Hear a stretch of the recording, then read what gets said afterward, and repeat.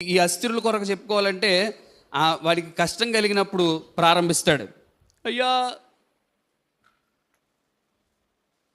కష్టం కలిగినప్పుడు పాపాత్మురాలైన స్త్రీలాగా కన్నీళ్ళతో పాదాలు కడిగేసి కన్నీళ్ళతో ఏడ్చి ఏడ్చి ఏడ్చి కన్నీళ్ళతో పాదాలు కడిగేసి తల వెంట్రుకలతో తుడిసేసి రెండో రోజు ప్రార్థన చేయడం మానేస్తాడు.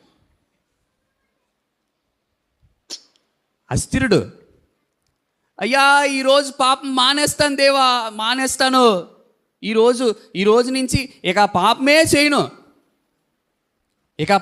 చేయను, ఒక గంట ఆగగానే అయ్యే తలంపులు వస్తూ ఉంటాయి. అవే తలంపుల్లో బ్రతుకుతూ ఇది అస్థిరమైన వాడు. భక్తిలో అస్థిరత, చేసే పనిలో అస్థిరత, బ్రతికే బ్రతుకులో అస్థిరత. ఇటువంటి వారికి దేవుడు ఘనత దక్కనివ్వడు. వీరు స్థిరమైన విశ్వాసం కలిగిన వారు కాదు. ఇటువంటి వారికి దేవుడు ఘనత దక్కనివ్వడు.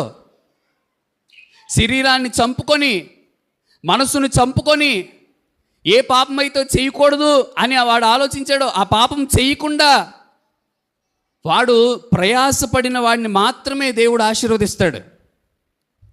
మానేసిన పాపాన్ని మరలా దాని వైపు తిరిగిన వాడిని దేవుడు ఆశీర్వదించడానికి ఇష్టపడ్డో, వాడికి ఘనత రానివ్వడో.